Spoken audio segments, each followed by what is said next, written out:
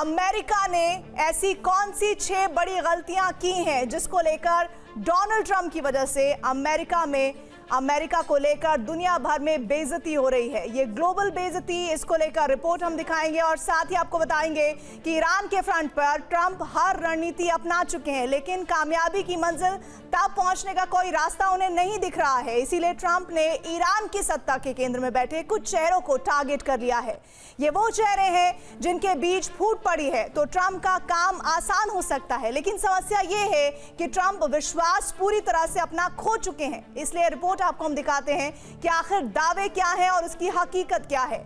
यकीन किसी पर हो ही नहीं रहा है, ऐसा ही एक रिपोर्ट के जरिए सामने आया है और हलचलें बढ़ गई हैं। शायद इस रिपोर्ट पर कोई यकीन कर पाए कि नहीं, लेकिन हम आपको जो दिखाने जा रहे हैं उससे आपको बहुत कुछ साफ होगा कि ट्रंप फूट डालो नीति करो, उन्हें ये तरीका क्यों अपनाना पड़ रहा है। इस रिपोर्ट के जरिए पूरा विश्लेषण समझिए।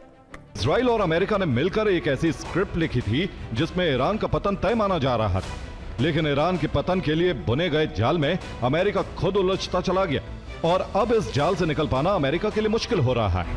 पहली गलती है अहमदी नेजाद प्लान, दूसरी गलती है सुप्रीम लीडर खामनेई का कत्ल, तीसरी गलती है ईरानी जनता के आक्रोश को समझने में चूक, चौथी गलती है कुर्द लड़ाकों पर अंधा भरोसा, पांचवी गलती है हॉर्मुज की अनदेखी और छठी गलती है मेनाब में नरसंहार।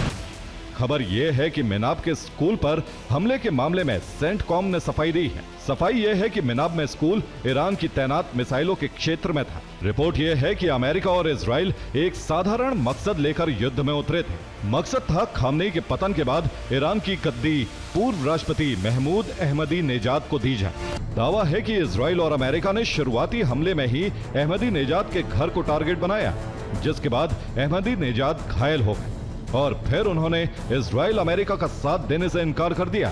उनका मानना है कि ट्रंप एक मनोवैज्ञानिक युद्ध लड़ रहे हैं। इस युद्ध में वो दुष्प्रचार का सहारा ले रहे हैं और इस खबर का मकसद ईरान के प्रभावशाली वर्ग में अविश्वास बढ़ाना है ताकि सत्ता वर्ग के प्रमुख चेहरों के बीच फूट डाली जा सके। इनमें सरकार के खिलाफ गुस्सा जरूर था, लेकिन अमेरिका ने नागरिक ढांचे पर बमबारी करके अपने लिए ही आक्रोश बढ़ा लिया।